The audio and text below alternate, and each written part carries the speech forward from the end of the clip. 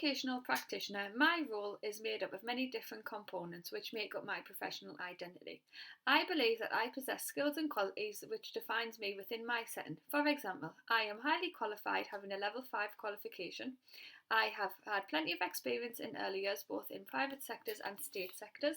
I have knowledge and training from different courses, and I am a driven, dedicated practitioner that is always striving for the best for myself, the children, other practitioners, and the setting. The concept of professional identity is not straightforward and it is multi-faced. A person's professional identity is unique to them due to contributing factors of their personal identity, and therefore it is a work in progress rather than a fixed state. Early years staff have sometimes found it difficult to have their professional identity accepted, as they are often seen as unimportant, invisible, and the lowest of the low. However, times are changing and the importance of an excellent start in early education is now recognised. I believe that I stand out within the setting due to the fact that I am hardworking, I use my initiative and very rarely have to have direction from others. I am willing to take risks, for example, starting a new method of intervention or a new way to track progress. I take responsibility for my own work. I believe a big part of what makes me stand out is the success of my intervention groups. I plan activities for each of my intervention groups, which tend to be around 8 groups with 5 children in each one. I provide my own resources, either buying them or making them, and I deliver the groups, providing differentiation for each child within the group. I record and track progress for each child within each group, and from this I am able to give feedback to the class teacher, and it enables me to plan for the next steps for the children to progress in their learning. I attend all mandatory training that is essential for my role. One of the main important courses to attend as an educational practitioner is first aid. Working alongside children every day, practitioners need to be aware of the things, for example, how to recognise different illnesses, how to provide effective emergency intervention with regard to injuries, and as a practitioner myself, my main priority is to ensure that the children are receiving the appropriate care with regard to that of illness or injury. I have attended many training courses in relation to safeguarding, which is discussed in blog 3. A couple of examples are keeping children safe in education, prevent training, which is related to terrorism and how to keep children safe, science to look out for with regard to being influenced by things that they may have heard or seen. Safeguarding courses are essential for early years practitioners to attend, as nothing is more important than a child's welfare. Children who need help and protection deserve high quality and effective support as soon as it is identified. With having that knowledge, practitioners can ensure that the care and support is given to the child. I believe that I am a positive role model for everyone that I come into contact with. I maintain professional at all times within the setting. I am very friendly, helpful and supportive of my peers and with the children. I am a fun, energetic and caring practitioner, whilst also encouraging them to learn both through play and guided activities. I ensure that I provide a stimulating learning environment for the children. I take into considering the learning focus, the areas of development, the next steps for the children and any particular interests that may come from the children. The activities that are provided are aimed at certain areas of development. For example, I have recently identified a group of children who were struggling with fine motor skills, so I have started to put out threads and beads to allow children to develop their fine motor skills by threading different size beads onto different size strings. As part of working with early years, sometimes I have to work independently, and this is where I have developed the skill of using my own initiative. I am confident in my abilities of working alone, which I did many times whilst working in year 2, covering for the class teacher when they were out of the room. However, I am a team player and excellent at communicating with other practitioners as well. I can work collaboratively as part of a team, giving ideas and input when necessary, and contributing to the day-to-day running of early years. I have a good partnership with the parents and families of the children who are in our care. This is in accordance with the statutory framework from the early years foundation stage. In my previous setting, it was vital that there were good partnerships between myself and the parents, which allowed me to discuss child progress, inform them of any wow moments throughout the day, highlight any potential issues, and also support the parents in helping them work with their child to extend learning at home. In that setting, we used to have parent play sessions where they had the opportunity to come in and play with their child, taking part in learning opportunities, and then speak to their key person after and discuss the child's progress and any concerns they may have. In my current setting, parents are spoke to when picking up their child to give them a brief of anything that has happened in the day. Parents are aware that they can approach us and speak to us before and after school, or to arrange a time suitably for both parties if needed. However, I believe that there are factors that are hindering my professional identity. There are not enough opportunities to attend training courses. All mandatory courses are run after the school day, but I have not been given the opportunity to attend any other courses which would be valuable to my job role, for example, Makaton training.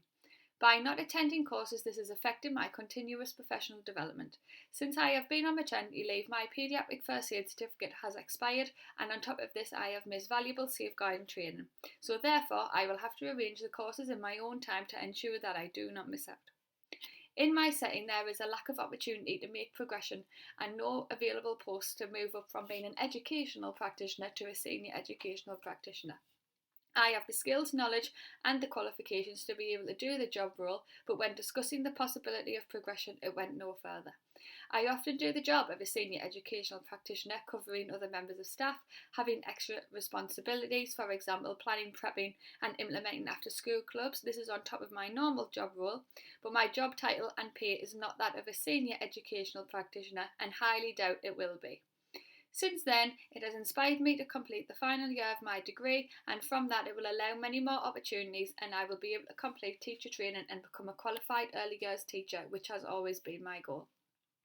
As I am nearing completing my degree, my professional identity has progressed in ways which I could not imagine happening in the early days.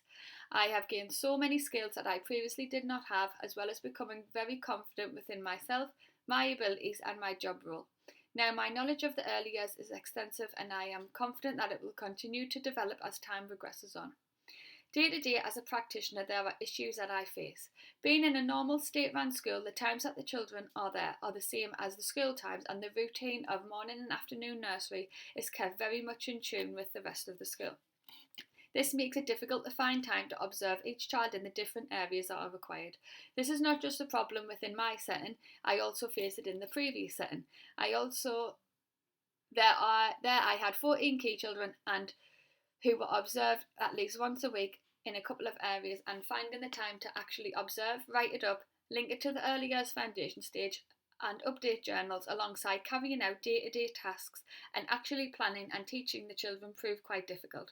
There is a lot of stress and worry that comes with it, and I feel like it affects practitioners doing their job and being professional as they are worried about falling behind with paperwork instead of enjoying the teaching and learning of the children. Also with observations, I have previously found that I have observed a child, for example, in a certain area of interest, and by the time the next time comes around for the child to be observed, the interests have changed. Therefore, it will sometimes require replanning or rethinking that the children can achieve their next steps. This is an issue with regard to the lack of time that there is already. Personally, I do not believe in forcing a child to take part in an activity just to get an observation, as the information would not be very accurate due to the nature of not being interested, and it goes against all aspects of being a professional. The early years foundation stage assumes that every practitioner should have the ability to reflect back on what has been done and why it happened, and to articulate key priorities. The main reflective model that has inspired me is by Donald Scott. I apply this model of reflection whenever I carry out an activity. For example, I was carrying out a maths activity one-to-one with a child in nursery, practicing their simple addition skills to meet learning goals from the early years foundation skills development matters. The child was finding it difficult as the numbers started to increase, so reflecting in practice, I came up with a solution of using counting bears to visualise numbers instead of trying to do it mentally. But by using the SCON model of reflection, it allowed me to make changes instantly, which in turn progressed the child's learning on. However, sometimes I reflect back after an activity is finished. I was once working with a small group of children practicing phonics and tricky words. We were using flashcards to practice.